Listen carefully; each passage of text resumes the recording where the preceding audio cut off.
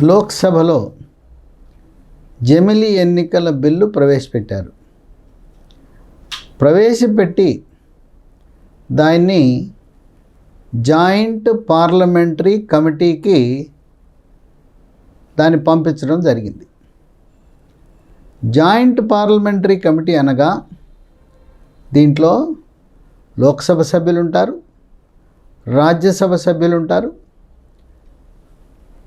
వాళ్ళ యొక్క పార్టీ బలాబలాలకు అనుకూలంగా దామాషా ప్రకారం సభ్యులు నియమిస్తారు.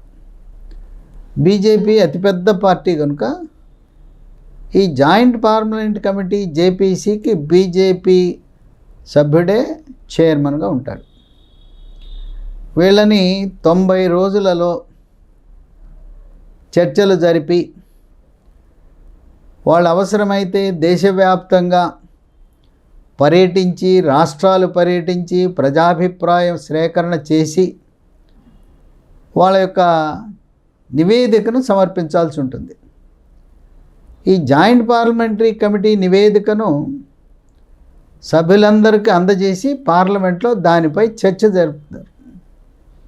చర్చ తర్వాత జాయింట్ పార్లమెంటరీ కమిటీ యొక్క వాళ్ళు ఇచ్చిన సూచనలు, సలహాలను అప్పుడు పార్లమెంట్లో అవసరమైతే ఓటింగ్కి పెడతారు. జమిలీ ఎన్నికలు ఎప్పుడు జరగబోతున్నాయి? ఈ వార్తాపత్రికలు, సోషల్ మీడియా, టీవీలు ప్రజల్లో గందరగోళం నెలకొల్పుతున్నారు. 2027లో ఎట్టి పరిస్థితులలో కూడా జమిలీ ఎన్నికలు జరగబోవు. ఎందుకంటే పార్లమెంట్ ఎన్నికలకు అనుకూలంగా అసెంబ్లీ ఎన్నికలు సవరిస్తారు కానీ వేరే రకంగా చెయ్యరు. 2024లో లోక్సభ ఎన్నికలు జరిగిన 5 ఏళ్ల కాల పరిమితి కొనసాగుతుంది. అందువల్ల 29లోనే జమిలీ ఎన్నికలు అమలవుతాయి. ఇక ఈ బిల్లు పాస్ అవుతుందా లేదా, లోక్సభలో సభ్యుల మద్దతు ఉన్నదా లేదా, రాజ్యసభలో మద్దతు ఉన్నదా లేదా, ఇది రాజ్యాంగ సవరణ కదా, 2/3 వంతు మద్దతు ఉంటేనే కదా బిల్లు పాస్ అయ్యేదని కొంతమంది అనుమానాలు వ్యక్తపరుస్తున్నారు. ఈ సంఖ్యాబలం ఇవన్నీ కూడా అపర చాణక్యుడు లాంటి అమిత్ షా, ఆయన మనకు పూర్వం హోంమంత్రిగా సర్దార్ వల్లభాయ్ పటేల్ ఉండేవాడు. ఆయన లాంటి వాడు అమిత్ షా. అమిత్ షా వ్యూహకర్త. ప్రజల ముందు కనిపించే వ్యక్తి ప్రధానమంత్రి మోదీ. ఈ చాణక్యుడు అప్పటికే ఈ గణాంకాలు, లెక్కలన్నీ సిద్ధం చేశాడు. చేసి జాయింట్ పార్లమెంటరీ కమిటీ జేపీసీ జమిలీ ఎన్నికలు పెట్టాలి అని నివేదిక ఇచ్చే అవకాశం ఉంది, ఇస్తుంది కూడా. ఎందుకంటే దాంట్లో అధికార పార్టీకి చెందిన సభ్యులు అధికంగా ఉంటారు కనుక జమిలీ ఎన్నికలకు అనుకూలంగానే జేపీసీ కమిటీ నివేదిక రాబోతూ ఉంది. మరి ఎట్లా ఈ సంఖ్యలు, ఈ అంకెల గ్యారడీ ఎలా సాధిస్తారు అనే దానిపై చాలామంది రకరకాల ఊహాగానాలు చేస్తున్నారు. 90 రోజులంటే మార్చిలో బడ్జెట్ సమావేశాలు జరుగుతున్న సమయంలో దీన్ని ప్రవేశపెట్టచ్చు. లేదు బడ్జెట్ సమావేశాలు పూర్తయిన తర్వాత ప్రత్యేకంగా 1-2 రోజుల పాటు సభను సమావేశపరిచి ఇరు సభలను, లోక్సభ, రాజ్యసభను అక్కడ చర్చ జరిపి ఓటింగ్ జరిగిన తర్వాత ఈ రాజ్యాంగ సవరణ ద్వారా జమిలీ ఎన్నికలు జరుపుతారు. మరి ఇప్పుడు బలం లేదు కదా, ఎక్కడి నుంచి వస్తారంటే ఇవాళ మన దురదృష్టం, మనకి బ్రిటిష్ వాళ్ళు స్వాతంత్రం ఇచ్చారు. ఆనాడు చట్టసభలో ఎవరున్నారు స్వాతంత్రం వచ్చినప్పుడు? స్వాతంత్ర సమరయోధులు, లాయర్లు, ఇంజనీర్లు, డాక్టర్లు, టీచర్లు, ప్రొఫెసర్లు, రైతు నాయకులు, సచ్చీలురైన వారు, నీతి నిజాయితీకి మారుపేరైన వారు చట్టసభల్లో, లోక్సభ, రాజ్యసభ, అసెంబ్లీలోనూ, కౌన్సిల్లో ఉండేవారు. ఇప్పుడు లోక్సభ రాజ్యసభలో నేర చరిత్ర కలిగిన లోక్సభ సభ్యులు, రాజ్యసభ సభ్యులు వీళ్ళ దేశ భవిష్యత్తుని 140 కోట్ల ప్రజల యొక్క భవిష్యత్తుని నిర్దేశించేది, నేటి యువత యొక్క దశ నిర్దేశించేది వీళ్ళ నేర చరిత్ర కలిగిన లోక్సభ సభ్యులు, రాజ్యసభ సభ్యుల ఈ గణాంకాలు వింటే గుండెలు బాదుకునే పరిస్థితి వస్తుంది. 543 మంది లోక్సభ సభ్యులుంటే వాళ్ళలో 251 మంది నేర చరిత్ర కలిగిన వారని అసోసియేషన్ ఆఫ్ డెమోక్రటిక్ రిఫార్మ్స్ వెబ్సైట్లోనే పెట్టింది. అంటే 56% మంది లోక్సభ సభ్యులు నేర చరిత్ర కలిగిన వాళ్ళు. అది వాళ్ళే ఎన్నిక సమయంలో రిటర్నింగ్ అధికారికి ధృవీకరణ పత్రం అఫిడవిట్ రూములో నాపై ఇన్ని కేసులు ఉన్నాయి, అవి సివిల్ కేసులు కాదు, ఈ క్రిమినల్ కేసులు ఉన్నాయి, నా నంబర్లతో సహా పోలీస్ స్టేషన్లతో సహా ఏ కోర్టులలో ఏ కేసు ఉందని వాళ్ళు స్వహస్తాలతో ఒక ధృవీకరణ పత్రాన్ని సమర్పించారు. అంటే 56% మంది లోక్సభ సభ్యులు నేర చరిత్ర కలిగిన వారు. ఇక పార్టీల వారీగా చూస్తే కాంగ్రెస్కున్న 99 మంది లోక్సభ సభ్యుల్లో 49 మంది నేర చరిత్ర గలవాళ్ళు. సమాజ్వాదీ పార్టీ ఉత్తరప్రదేశ్ 37 మందిలో 21 మందికి నేర చరిత్ర ఉంది. ఇక తృణమూల్ కాంగ్రెస్ పశ్చిమ బెంగాల్ 29 మందిలో 13 మంది నేర చరిత్ర కలిగిన వారు. ఇక డిఎంకే మన పక్క రాష్ట్రం తమిళనాడులో 22 మంది లోక్సభ సభ్యులకు గాను 13 మంది నేర చరిత్రలు. శివసేన ఉద్ధవ్ ఠాక్రే వర్గానికి చెందిన వారిలో 4 నేర చరిత్ర కలిగిన వారు. ఇంకోటి ఏంటంటే ఈ 251 మంది నేర చరిత్రలో 27 మందికి ఇప్పటికే శిక్షలు పడినాయి. శిక్షలు పడితే కింద కోర్టులో, జిల్లా కోర్టులో శిక్ష పడితే దాన్ని హైకోర్టులో తేవటం, హైకోర్టులో కొన్ని ఉన్నాయి, కొన్ని సుప్రీంకోర్టులో ఉన్నాయి. అంటే వాళ్ళు పడిన శిక్షని తాత్కాలికంగా వాయిదా వేసే విధంగా మధ్యంతర ఉత్తర్వులు తెచ్చుకుంటున్నారు. ఈ నేర చరిత్ర కలిగిన వాళ్ళపై శిక్షలు ఎందుకు పడటం లేదు? మన రాష్ట్రానికి చెందిన తెలుగువాడు జస్టిస్ ఎన్వి రమణ ప్రధాన న్యాయమూర్తి సుప్రీంకోర్టులో ఉన్నప్పుడు రాజకీయ నాయకులపై, ప్రజాప్రతినిధులపై ఉండే కేసులు సంవత్సర కాలం లోపల విచారణ జరిపి ఏదో ఒక తీర్పు ఇవ్వండి, నిందితుడిని అతను ఏమీ చేయలేదన్నా చెప్పండి, లేదా శిక్ష పడేలా చేయమంటే అది ఆయన ఆదేశాలు గాలికే పోయినాయి. 5 ఏళ్ళు 10 ఏళ్ళు. దీనికి ఎవరు బాధ్యులు? ఎందుకు ఇంత ఆలస్యం అవుతుంది? దీనికి కారణం ఒకటి పోలీసు వ్యవస్థ. రాష్ట్రాల్లో ఉండే పోలీసులు రాష్ట్ర ముఖ్యమంత్రి మంత్రుల అధీనంలో ఉంటారు, వాళ్ళు నీరు గారుస్తుంటారు. 6 నెలల లోపల ఛార్జ్ షీట్ వేయాలి. ఛార్జ్ షీట్ వేయరు పోలీసు వాళ్ళు. సరే, కోర్టుకి ఛార్జ్ షీట్ వేశారు. ఇక అక్కడ ఉండే పబ్లిక్ ప్రాసిక్యూటర్లు వాళ్ళ పని వాళ్ళు చేయరు. ఇక జడ్జిలు అయితే జిల్లా జడ్జిలు, హైకోర్టు జడ్జిలు కూడా వాయిదాల మీద వాయిదాలు. సుప్రీంకోర్టులో మాత్రం త్వరితగతిన ఈ ప్రజాప్రతినిధులపై ఉండే కేసుల వ్యవహారంలో మాత్రం చాలా వేగవంతంగా తీర్పులు ఇస్తున్నారు. ఈ విధంగా దీనికి కారణం పోలీసు వ్యవస్థ, తర్వాత ప్రభుత్వమే నియమించుకున్న జిల్లా స్థాయి కోర్టులో ఉన్న పబ్లిక్ ప్రాసిక్యూటర్ ఏపీపీలు, హైకోర్టులో ఉండే పబ్లిక్ ప్రాసిక్యూటర్లు, ఇక న్యాయాధికారులు, న్యాయమూర్తులు, జిల్లా న్యాయమూర్తులు, హైకోర్టు న్యాయమూర్తులు, వీళ్ళందరూ కూడా వాయిదాల మీద వాయిదాలు. ఈ విధంగా వాళ్ళ ధనబలంతో, అధికార బలంతో కోర్టులలో ఈ నేర చరిత్ర కలిగిన లోక్సభ సభ్యులు వాళ్ళపై శిక్ష పడకుండా కాలయాపన చేస్తున్నారు. ఇక అనేక మంది లోక్సభ సభ్యులకు అక్రమాస్తులు, తర్వాత బ్యాంకులకు ఎగవేతలు, వాళ్ళ ఆదాయానికి మించిన ఆస్తులు.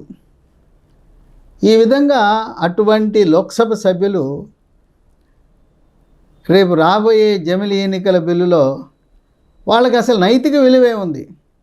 అయినా అమిత్ షా వ్యూహం ఎలాగో ఉంది. ఇప్పుడు లోక్సభలో ఎన్డీఏ కూటమికి 305 మంది ఉన్నారు. ఇంకా ఇతర పార్టీల నుంచి జంప్ జిలానీలు సిద్ధమవుతున్నారు. ఎవరు వాళ్ళు? ఇక్కడ ఉద్ధవ్ థాక్రేకి చెందిన శివసేన పార్టీ వాళ్ళు ఉన్నారు. వాళ్ళు 9 మంది ఉన్నారు. అక్కడ పవార్ మహారాష్ట్రలో ఆయన పార్టీకి చెందిన ఎన్సీపీ వాళ్ళు 8 మంది ఉన్నారు. 17 మంది ఉన్నారు. ఆ 17 మంది కూడా ఇప్పటికే శివసేనకు చెందిన ఉప ముఖ్యమంత్రి ఏక్నాథ్ షిండే, మరో ఉప ముఖ్యమంత్రి పవార్ అన్న కొడుకే. ఆ పవారు వీళ్ళంతా కలిసే ఉన్నారు, కలిసి కాపురం చేశారు ఒకప్పుడు. వాళ్ళకున్న సాన్నిహిత్యంతో ఇప్పటికే ఒక 11 మందిని బీజేపీలో విలీనం అవటానికి ఒప్పించారు. వాళ్ళు ఉన్నది 17 మంది, 11 మంది ఒప్పుకున్నారు. ఇక లాంఛనంగా రేపు ఈ శీతాకాల సమావేశాలు ముగిశాక ఈ శివసేన, ఉద్ధవ్ థాక్రే ఆ పార్టీకి చెందిన వాళ్ళు, అలాగే nationalistic Congress party NCP Sharad పవార్కి చెందిన 8 మందిలో అధిక శాతం భారతీయ జనతా పార్టీలో చేరబోతున్నారు. ఇప్పుడు భారతీయ జనతా పార్టీకి ఉన్నది 305. ఈ 305కి ఇంకొక 11 కలిసినట్టే. ఇక దీంతోపాటు మరొక 2 రాష్ట్రాల్లో లోకలోకలు ప్రారంభమైనాయి. ఉత్తరప్రదేశ్లో సమాజ్వాదీ పార్టీలో 37 మంది ఉన్నారు. దాంట్లో కూడా ఎంతమంది, సగం పైగా ఈ సమాజ్వాదీ పార్టీ సభ్యులు బీజేపీలో చేరతారనే ఊహాగానాలు ఉన్నాయి. అలాగే తృణమూల్ కాంగ్రెస్ వాళ్ళు 28 మంది ఉన్నారు. దాంట్లో కూడా సగం పైగా గతంలో జరిగింది. గతంలో తృణమూల్ కాంగ్రెస్ లోక్సభ సభ్యులు బీజేపీలో చేరారు. ఇప్పుడు కూడా మళ్ళీ చేరతారు. అంటే ఈ సంఖ్య మనకు కావాల్సింది 2/3 కావాలంటే 362 కావాలి. ఇప్పటికే 305 బలం ఉంది. ఈ శివసేన, ఉద్ధవ్ థాక్రే, ఎన్సీపీ, తర్వాత సమాజ్వాదీ పార్టీ, తృణమూల్ కాంగ్రెస్ వీళ్ళందరూ కలిస్తే కావలసిన 362 వచ్చేస్తుంది.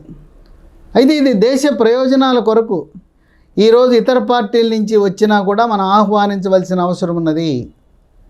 ఎందుకంటే 1947లో మనకు స్వాతంత్రం వస్తే ఆనాటి పెద్దలు 5 ఏళ్ల పాటు ఎన్నికలు పెట్టలేదు. మొట్టమొదటి లోక్సభ, శాసనసభ ఎన్నికలు 1952లో ఈ దేశంలో జరిగినాయి. 52లో లోక్సభకి, అసెంబ్లీకి దేశమంతా ఒకేసారి జరిగినాయి. మళ్ళీ 57లో జరిగినాయి, 62లో జరిగినాయి. అంటే వరుసగా 15 సంవత్సరాల పాటు మన ఎన్నికల ప్రక్రియ ప్రారంభమైనప్పుడు, కలిసి జరిగినప్పుడు ఈ రోజున మళ్ళీ అదే విధానాన్ని మనం అవలంబించడంలో తప్పేంటి అని ప్రజలు కోరుకుంటున్నారు, యువత కోరుకుంటున్నారు, విద్యార్థికులు, మేధావులు కోరుకుంటున్నారు. ఈ నేర చరిత్రులైన లోక్సభ సభ్యులు ఎవరు? మన తలరాతలను మార్చే హక్కు వాళ్ళకి ఎవరిచ్చారు అని ప్రశ్నిస్తున్నారు నేటి యువత.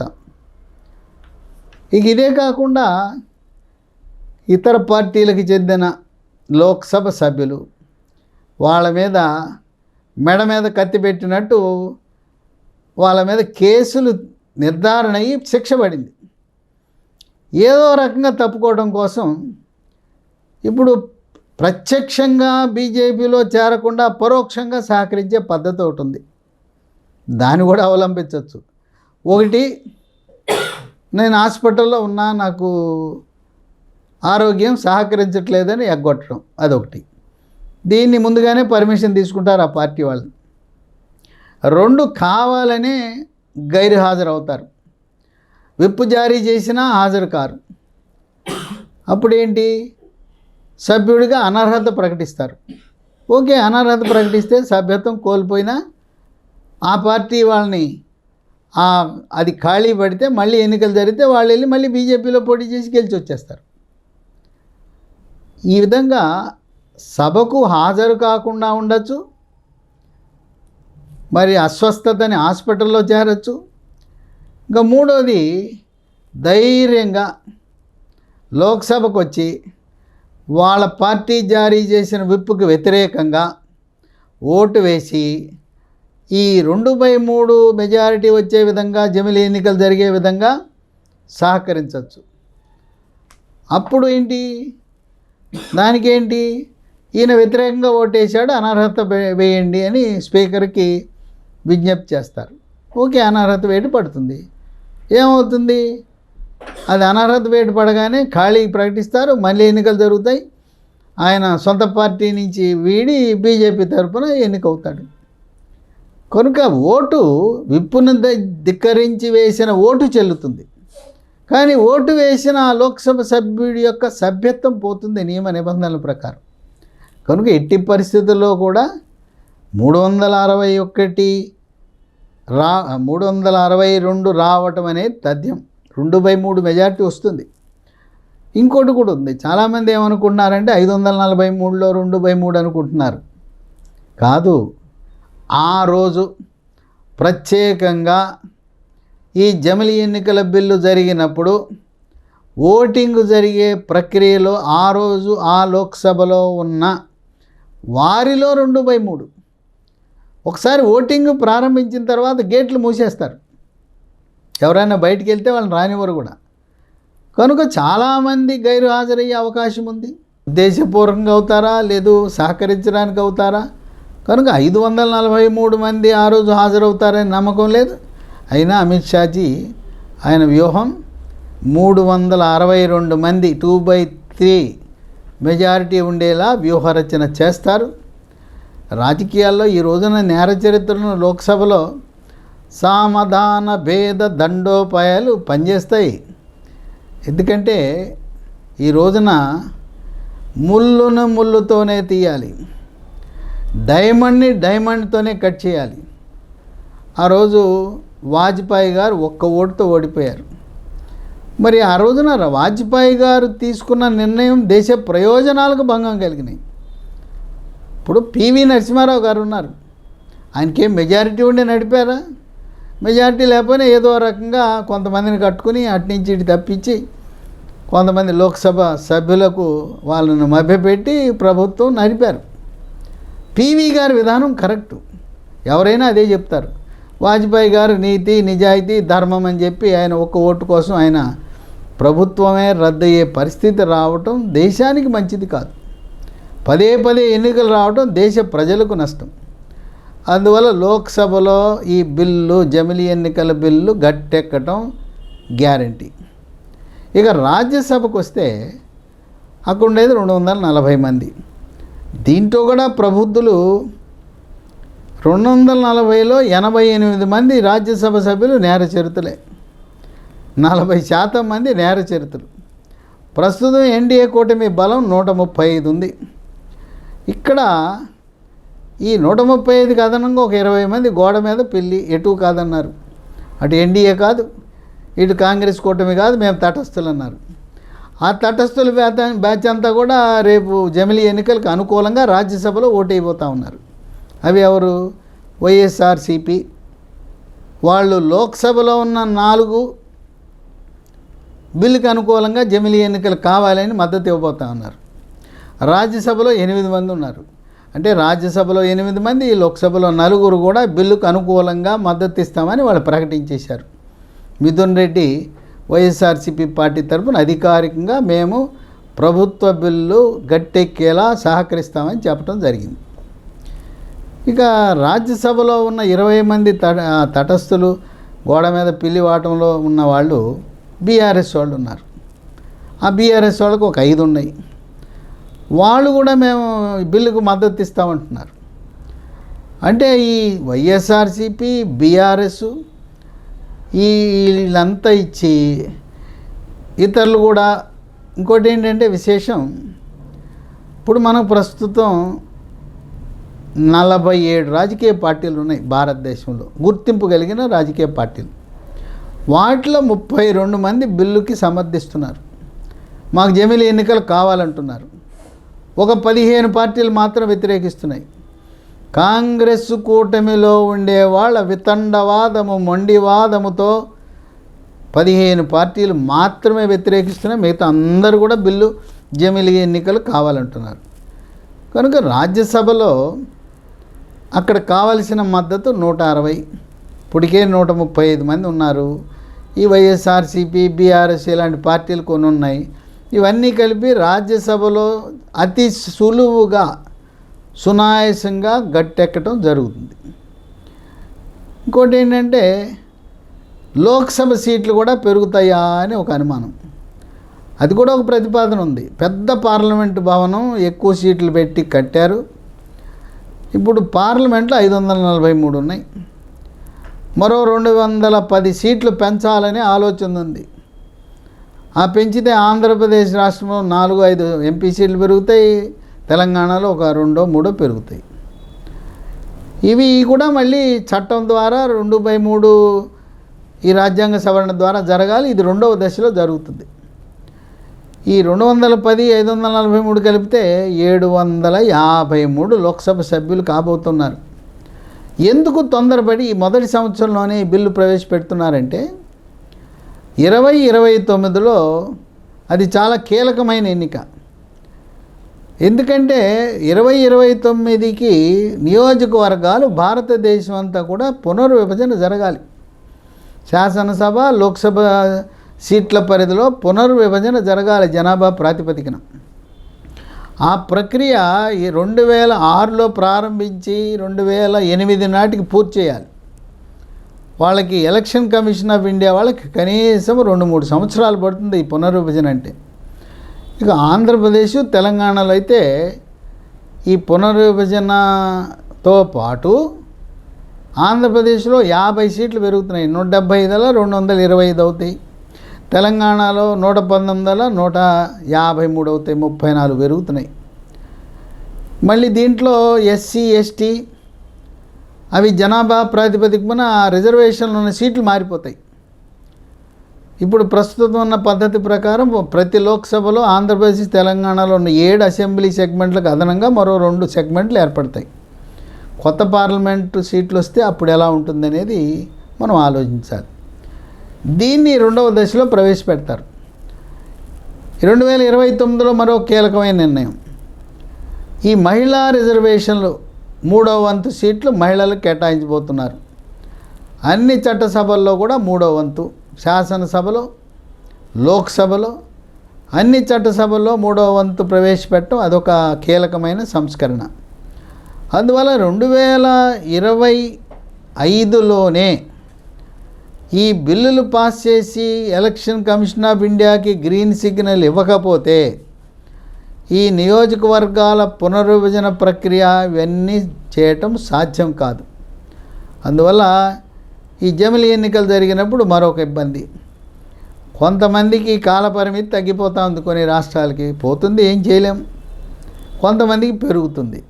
తెలంగాణకి నవంబర్ 2028కి కాలపరిమితి అయిపోతుంది. ఇంకా 6 నెలలు మిగిలింది. ఈ 6 నెలలు ఏం చేయబోతున్నారు? దాన్ని లోక్సభ, రాజ్యసభ వాళ్ళు ఏం ప్రవేశపెడితే, ఒకటేమో రాష్ట్రపతి పాలన పెట్టే అవకాశం ఉంది, రెండోదేమో మామూలుగా అధికారంతో కొనసాగండి అని చెప్పచ్చు, మూడోది ఆపద్ధర్మ ముఖ్యమంత్రి, మీరు విధాన నిర్ణయాలు తీసుకోకుండా ప్రభుత్వాన్ని నడపండి అనొచ్చు. ఏదైనా నిర్ణయం అనేది క్యాబినెట్ ముందు ప్రతిపాదిస్తుంది, ఉభయ సభల్లో ఆమోదం పొందాలి. కనుక కొన్ని రాష్ట్రాల యొక్క ప్రభుత్వ కాల పరిమితి తగ్గుతుంది, కొన్నిటికి పెరుగుతుంది. అన్నిటికీ సెంటర్ పోల్ లాగా లోక్సభను ప్రామాణికంగా తీసుకుంటారు. అట్లాగే ఎక్కడైనా ఒక శాసనసభ రద్దు అవుతుంది, మళ్ళీ అక్కడ శాసనసభ రద్దయ్యి ఎన్నికలు జరిగితే అక్కడ ఎన్నికలు జరిగిన తర్వాత కూడా 5 ఏళ్ళు ఉండదు ప్రభుత్వం. ఆ మిగిలిపోయిన టర్మ్ ఎంత ఉందో 2 ఏళ్ళు అయింది, ఒక శాసనసభ రద్దు అయింది ఏ కారణం వల్లైనా, లేదు ఆ ముఖ్యమంత్రి క్యాబినెట్ రద్దు చేసుకున్నారు, అవిశ్వాస తీర్మానం ద్వారా పడిపోయింది ప్రభుత్వం, 2 ఏళ్ళు అయినా పడిపోతే 3 ఏళ్ళకే ఆ ప్రభుత్వం, మళ్ళీ ఎన్నికలు జరిగినా 3 ఏళ్ళు 5 ఏళ్ళు ఉండదు. ఎప్పుడు కూడా లోక్సభను ప్రామాణికంగా తీసుకుని ఈ 5 ఏళ్ళు నిర్ధారిస్తారు, కానీ శాసనసభను మాత్రం కాదు. కనుక 2029లో జమిలి ఎన్నికలు జరగటం తథ్యం. మహిళా రిజర్వేషన్లు 3వ వంతు అమలవుతాయి. ఈ యొక్క నియోజకవర్గాల పునర్విభజన ప్రక్రియ 2025 ఈ చట్టసభల్లో ఈ బిల్లు పాస్ అయిన తర్వాత ప్రారంభమవుతుంది. 27 నాటికి ఈ నియోజకవర్గాల పునర్విభజన కొలిక్కి వస్తుంది. ఇప్పుడు దీన్ని జనాభా కూడా పరిగణలోకి తీసుకోవాల్సిన అవసరం ఉంటుంది. కోవిడ్ కారణం వల్ల ఏదైనా జనాభా లెక్కల్లో చేయటంలో జనగణన చేయటంలో ఇబ్బందులు ఉంటే ఆ ప్రక్రియ కూడా ఈ జనగణన కూడా పూర్తి చేయవలసిన అవసరం ఉంది. ఇప్పుడు మనకు ఆశ్చర్యం కలిగించే అంశం ఏంటంటే 251 మంది 56% మంది లోక్సభ సభ్యులు, అలాగే రాజ్యసభలో 88 మంది 40% సభ్యులు నేర చరిత్ర కలిగిన వాళ్ళు మన దేశ భవిష్యత్తుని నిర్దేశించే నైతిక హక్కు వారికి ఉన్నదా అని విజ్ఞులు, మేధావులు, నేటి యువత ప్రశ్నించే పరిస్థితికి వచ్చింది. కనుక ఈ నేర చరిత్ర కలిగిన వారి యొక్క ఆ కేసులు సంవత్సర కాలంలో అటో ఇటో, లేదు నిర్దోషి అని తేల్చండి, లేదు నేరస్తుడంటే శిక్ష వేయండి.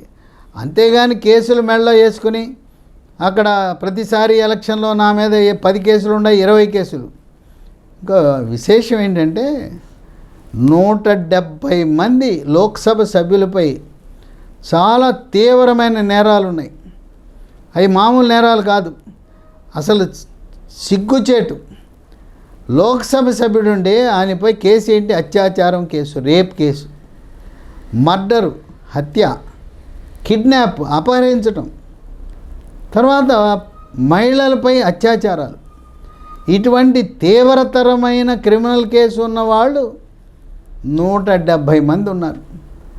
అందువల్ల వాళ్ళందరూ ఇప్పుడు దొంగకి తేలు కొడితే కుయ్యమనుకుని ఉంటాడు. అలాగే ఈ నేర చరిత్ర కలిగిన లోక్సభ, రాజ్యసభ సభ్యులు ఈనాడు ప్రధానమంత్రి మోదీని చూసి, అలాగే అమిత్ షాని చూసి ఉచ్చబోసుకునే పరిస్థితి ఉన్నది. అవినీతిని అంతమొందిస్తానని ఖరాఖండిగా చెప్తున్నాడు ప్రధానమంత్రి మోదీ. అందువల్ల రాజకీయ ప్రక్షాళన అవసరం. మన స్వాతంత్రం తెచ్చుకున్నది నేర చరిత్రులైన వారు మనకి చట్టసభల్లో దేశాన్ని నిర్దేశించే శాసనాలు చేయటానికి కాదు, సచ్చీలురు, వివిధ వృత్తుల్లో ఉన్నవాళ్ళు, ఇవాళ రౌడీలు, గూండాలు, అక్రమార్జన పరులు, దొంగ నోట్లు చలామణి చేసేవాళ్ళు, దొంగ బంగారం చలామణి చేసేవాళ్ళు, వీళ్ళు ఎంపీలు, ఎమ్మెల్యేలు, ఎమ్మెల్సీలు, రాజ్యసభ సభ్యుల మన ప్రజాస్వామ్యాన్ని అపహాస్యం చేసే పరిస్థితి ఉంది. ప్రజల్లో కూడా తప్పు ఉంది. ఆ రోజు ఒకరోజు ఇచ్చే ఒక సీసాకి, ఓ మందు సీసాకి, లేదు ఒక రంగు నోటు, ఒక 1000, 2000, 3000 కక్కుర్తిపడి వాళ్ళు అమ్ముకుని ఈ విధంగా ప్రజాస్వామ్యాన్ని అపహాస్యం చేస్తున్న తరుణంలో ఓటరు ప్రతి ఒక్కడు ఓటు వెయ్యాలి. 600 ఎవ్వరు ఏమన్నా చెమిలి ఎన్నికల బిల్లు ఉభయ సభల్లో పాస్ అవటం అనేది తథ్యం. చాణక్యుడు అమిత్ షా దెబ్బ పడిందంటే అంతే సంగతులు. కనుక నైతిక విలువలు లేని అవినీతి రాజకీయ పార్టీలు చట్టసభల్లో ప్రసంగించే హక్కు లేదని వాళ్ళు గమనించాలి.